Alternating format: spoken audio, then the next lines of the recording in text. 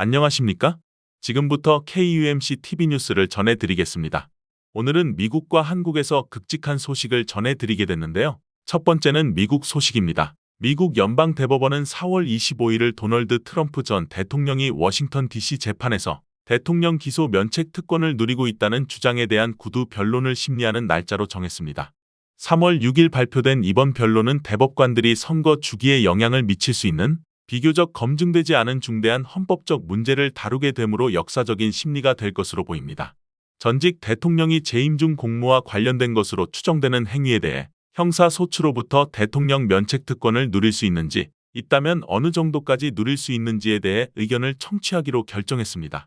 4월의 결정 날짜는 잭 스미스 특별검사가 법원에 트럼프 대통령의 항소를 신속히 처리하고 하급 항소법원이 사건을 심리하는 일반적인 절차를 우회해달라고 요청한 지 약 5개월 만입니다. 그동안 트럼프 대통령은 미국 연방 제3순회 항소법원에서 항소했지만 이 법원은 대통령이 의회에서 탄핵을 당하고 유죄 판결을 받아야만 법원에서 형사 기소를 받을 수 있다는 트럼프 대통령의 주장을 기각하며 최종적으로 패소했습니다. 스미스 검사와 타냐 추특한 워싱턴 DC 판사는 트럼프 대통령의 재판 시작일을 3월 4일로 예정하고 있었지만 결국 트럼프 대통령이 워싱턴 DC 순회법원에 항소함에 따라 연기되었습니다. 대법원의 이번 결정으로 트럼프 대통령은 스미스 검사의 기소장에 적시된 각 행위가 대통령 면책특권에 의해 보호된다고 주장하면서 더 많은 시간을 확보하고 재판 전체를 위험에 빠뜨릴 수 있게 되었습니다. 스미스 검사는 신속한 재판에 대한 공익을 강조하고 있는 반면 트럼프 대통령과 22개 주에서 제출한 탄원서는 검찰의 기소 속도를 비판하고 있습니다. 2월 28일 법원은 트럼프 대통령의 면책특권 항소에 대한 구두 변론을 심리하겠다고 발표하면서 처특한 판사의 절차를 사실상 중단시켰습니다. 대법원이 콜로라도 사건에서처럼 한 달 안에 판결을 내릴지는 불분명합니다. 대법관들은 이미 이 사건을 맡은 결정에 대해 대중의 감시를 받고 있으며 하급심 절차가 계속될 수 있도록 신속하게 판결을 내려야 한다는 압박감을 느낄 것입니다. 워싱턴 연방순회항소법원은 구두 변론 후 약 한 달 만에 트럼프 대통령의 면책특권 항소에 대한 판결을 발표했습니다. 대법원은 긴 의견을 제시했지만 그럼에도 불구하고 대법관들이 전원 기각 판결을 내렸었습니다. 면책 항소 사건은 2021년 1월 6일에 트럼프 대통령의 행위에 대해 법원이 심리할 예정인 두 번째 주요 사건입니다. 지난 2월에 이어 3월 4일 판사들은 만장일치로 트럼프 대통령이 주투표에 출마할 자격이 없다는 콜로라도 대법원의 판결을 뒤집는 판결을 내렸습니다. 이 사건과 마찬가지로 대통령 면책특권 사건에서도 다양한 헌법 조항과 미국 정부의 여러 측면 간의 권한 분배에 대한 큰 문제가 제기될 가능성이 높습니다. 3월 4일 법원의 판결은 주 및 연방 법원이 아닌 의회가 연방 공직 후보자의 자격을 박탈할 수 있다는 사실상 판결을 내렸습니다.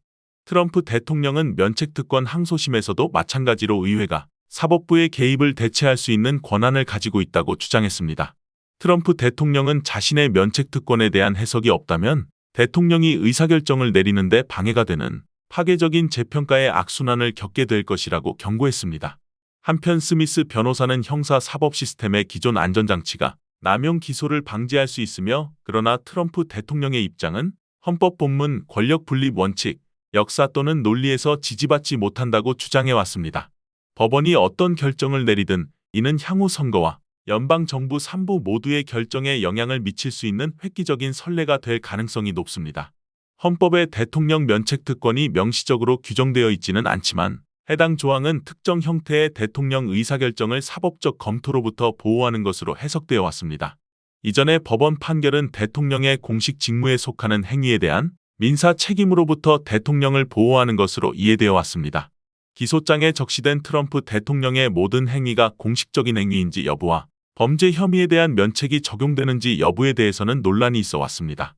또한 이러한 연방 대법원의 구두변론 심리 날짜 발표에 어떠한 판결이 내려질지 많은 미국 국민들은 촉각을 곤두세우고 있습니다. 다음은 한국 뉴스입니다.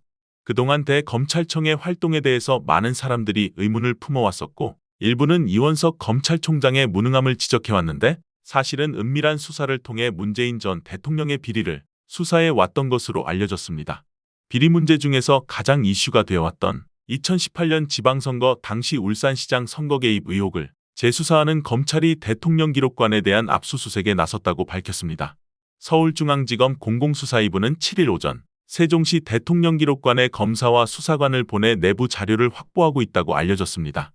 지난 1월 18일 서울고검이 재기수사 명령을 내린 지 49일 만에 재수사를 본격화한 것입니다.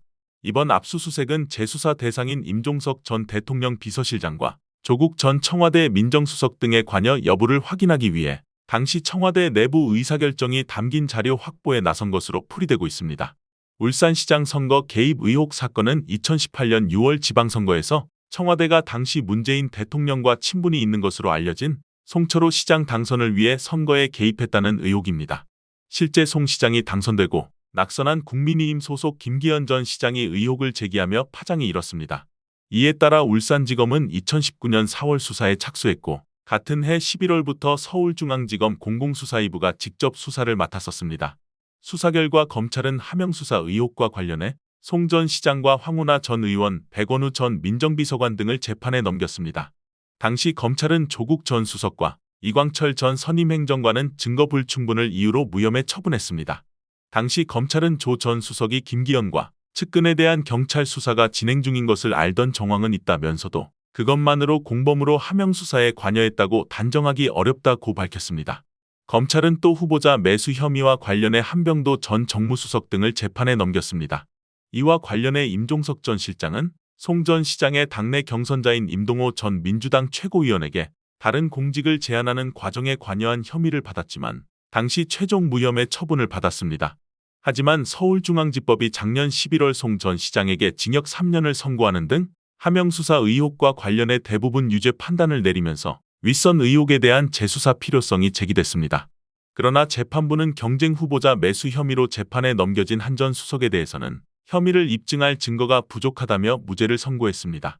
이에 불기소 처분에 대한 항고를 검토한 서울고검은 지난 1월 18일 기존 수사 및 공판 기록, 최근 법원 판결 등을 면밀히 검토한 결과 울산경찰청 하명수사 및 울산시장 후보자 매수 혐의 부분에 관해 추가 수사가 필요하다고 판단해 조국 전 장관, 임종석 전 대통령 비서실장, 이광철 전 비서관 등 5명에 대한 재기수사를 명령했다고 밝혔습니다. 한편 조 전 수석과 임 전 실장은 검찰의 재기수사 명령에 반발했습니다.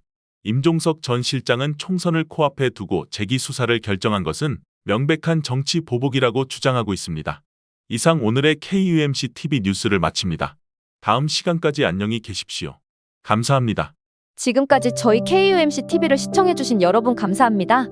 한 사람의 의견으로 뉴스를 진행하는 것을 지향하고 정론에 근거하고 미래에 대한 소식을 타인보다 한 걸음 더 빨리 여러분에게 전하기 위해 노력하고 있는 저희들에게 여러분들의 구독과 좋아요 그리고 알림을 설정해 주신다면 저희들에게는 큰 힘이 된답니다.